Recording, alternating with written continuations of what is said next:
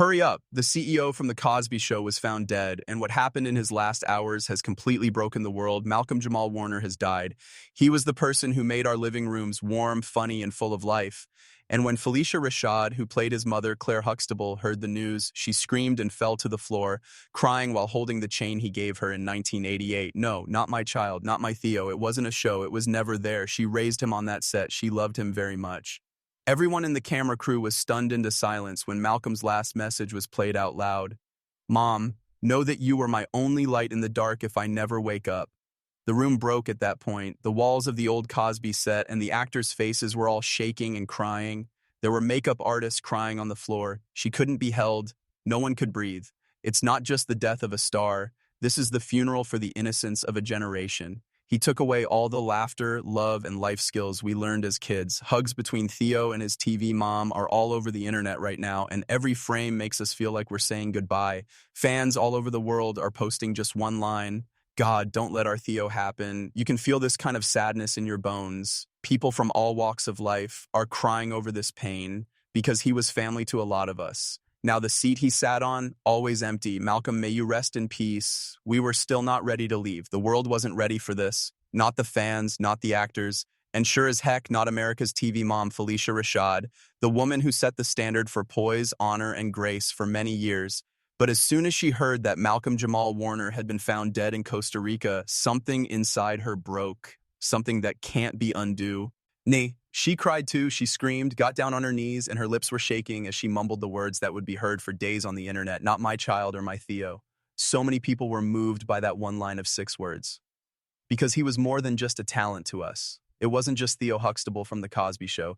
He was the brother we wished we had and the son who made his mother happy. He was the smile we looked forward to at dinner. Because of Phylicia Rashad, he was her kid in every way, not just by blood. She had seen him grow up in front of the camera and helped him through fame, pain, and storms we'll never understand.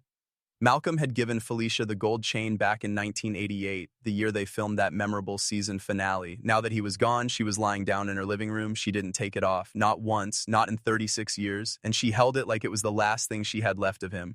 When the reporters went to her house to check on her, they saw her lying on the floor and mumbling one word over and over again as if it were a prayer, a plea, or a curse: return my child to me. Please, God, give me back my baby. One of the assistants tried to turn off the television, but she shouted through tears, "Don't. Leave it on. Let me hear his voice." She was watching old Cosby Show reruns, the one where Theo and Claire have their famous heart-to-heart. You remember it, the one where she says, "I love you no matter what." Except this time, she was whispering it to a ghost. The moment the clip ended, someone in the room played a voicemail that had been recovered from Malcolm's phone just days before he died. The room went still. Then the voice played, "Mom, if I don't wake up one day, just know you were my only light in the dark. You kept me going when I didn't even want to go on." And that was it. The silence that followed wasn't just quiet. It was morning. Even the sound engineer, a tough man who'd been in the industry for decades, had to step out of the room, face in his hands. Makeup artists, production staff, everyone in that house broke. Because this wasn't just a celebrity tragedy. This wasn't just a death. This was a goodbye to childhood itself. Malcolm-Jamal Warner was more than Theo. He was a symbol, a memory, a light, and now that light had gone out. Outside Phylicia's home, fans had already begun to gather. They stood in silence, candles in hand, many holding photos from the 80s of Malcolm, of Phylicia, of the Cosby cast. Grown adults were weeping in the driveway. A woman sobbed into her child's shoulder saying, "I named you after him." Within 30 minutes, #NotMyTheo was trending in over 17 countries. TikTok exploded with tributes. Fans lip-synced his famous lines. Clips of him dancing, joking, hugging Claire went viral with sad piano music layered underneath. One user wrote, "My parents divorced when I was 9. I didn't have a real family, but I had Theo and now he's gone too." Another tweeted, "This isn't just nostalgia. This hurts. Like I lost someone I grew up with," and perhaps the most heart-wrenching comment of them all: "This couch will never feel the same without him." People weren't just sad, they were devastated, because the thing about Theo Huxtable was he wasn't just a character, he was ours.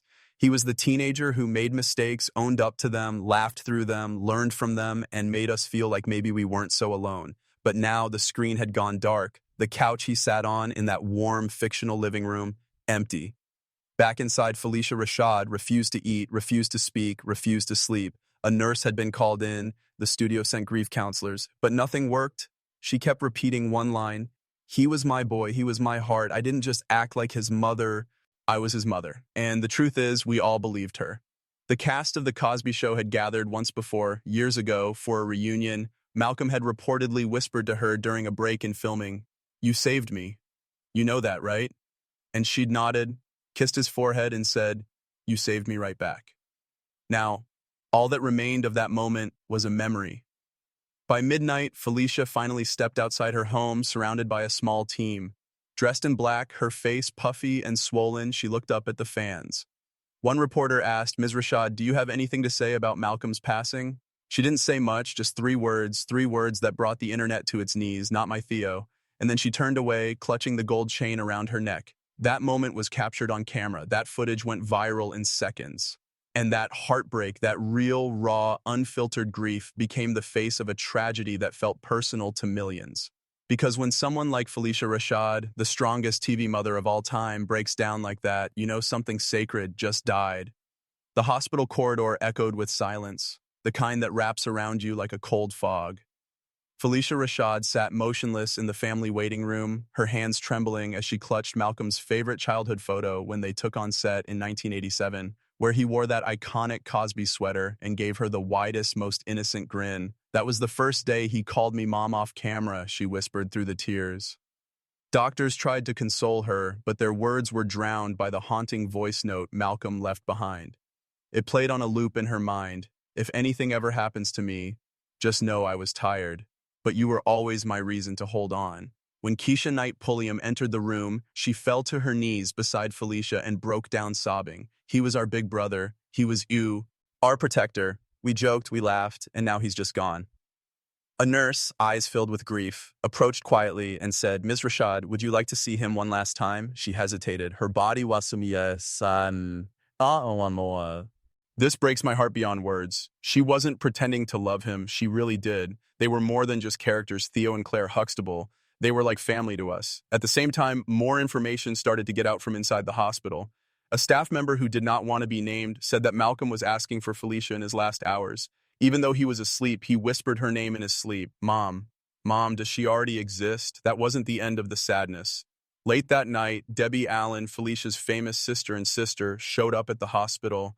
Her sister was curled up in a chair and couldn't talk. She couldn't move, speak, or get strong. "I've never seen her like this," Debbie later said. "It's like something inside her broke." Funeral arrangements began almost immediately, but something deeply personal unfolded behind the scenes. Phylicia insisted that Malcolm be buried with the chain he gave her in 1988, the same one he had asked for just days before he died. The one with their initials engraved in tiny gold, MJW plus PR. It was his way of telling her, "I never forgot."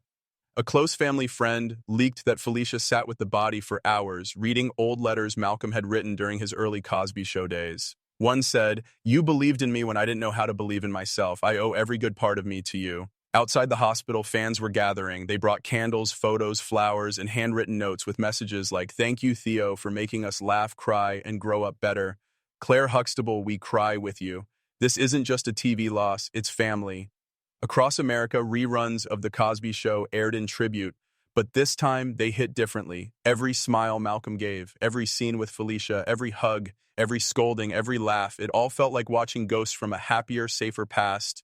Ye one now tainted by unbearable loss. TMZ released unseen behind-the-scenes footage where Phylicia once whispered to him after a tough scene, "You're doing great, baby. I'm proud of you." That clip alone drew millions of views in hours. People didn't just mourn a character, they mourned decades of memories, a cultural era, a safe place from childhood that suddenly didn't feel so safe anymore.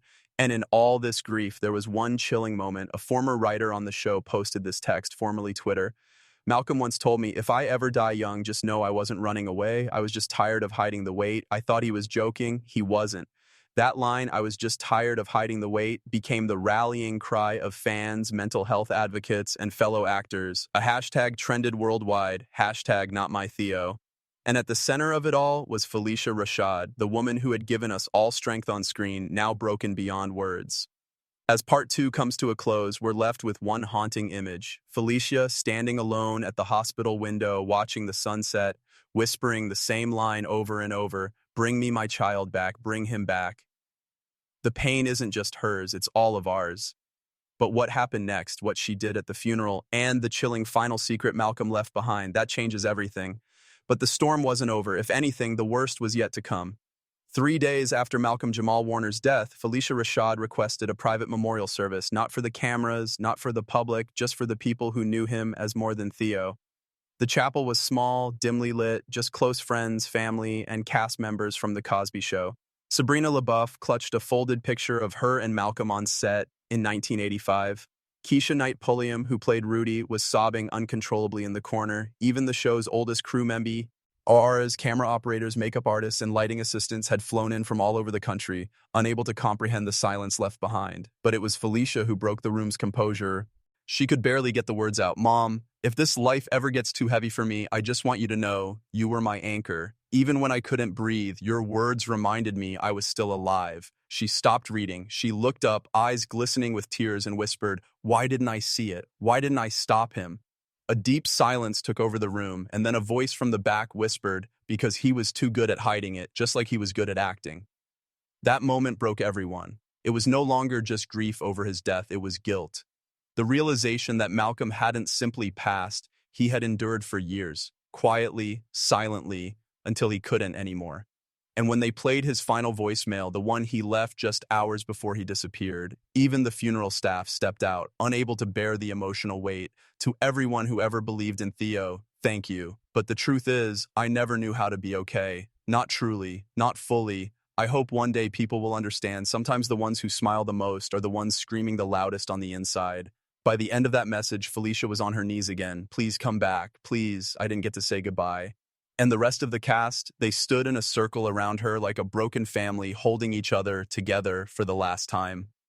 The next day, news broke that the studio had shut down the reruns of The Cosby Show across multiple networks in respect of the cast's mourning, but fans weren't having it. Clips flooded social media, old bloopers, behind-the-scenes footage, interviews where Malcolm spoke of always feeling pressure to be perfect. Suddenly, it was all being reinterpreted, not as charm, but as quiet cries for help. A resurfaced 2007 interview became the center of discussion. "I've spent my whole life playing the perfect son, the funny one, the good one, but sometimes I wish people knew how hard it was to carry that smile." Nobody had paid attention to that line before. Now it was everywhere. People were posting it on candles, murals, tribute posts. Even Phylicia shared it with the caption, "He was smiling, but I wish I had looked harder." Within 48 hours, fans had gathered outside the old Cosby Show studio in Brooklyn, placing teddy bears, handwritten notes, even Cosby Show DVDs at the steps. Someone wrote in chalk on the sidewalk, and then came the message that truly shattered the internet, a tweet from Bill Cosby himself.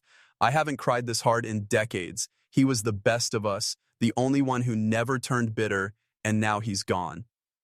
Whether people supported Cosby or not, that message hit hard. It brought up again how close everyone in that group really was. News spread that Malcolm's ashes would be spread off the coast of Costa Rica, which is where his body had been found. Fans then started planning a lighting vigil for that beach. Fans were touched by the show, even people who had never seen it before. Because it wasn't just about a character from a show. Truth be told, it was about a real man who carried the world's happiness while no one saw his own pain. Something terrible happened on July 28th, the night of the gathering. A child ran up to Phylicia and gave her a tight hug as she took a step forward to throw the last flower into the ocean. Waves were crashing at her feet. He looked a lot like Theo when he was younger. He told her through tears, "He made me think I was smart and important." That was it. No need for more words. It all made sense in that one sentence. All the parts he had played, all the laughs he had shared, and all the private pain he had felt. He wasn't going for it. He gave, he got better, he gave so much that he had nothing left for himself in the end. This tragedy broke the hearts of millions of people as the credits rolled. One thing became painfully clear. Malcolm-Jamal Warner could have been more than just Theo. His name was Theo. And Theo was all of us.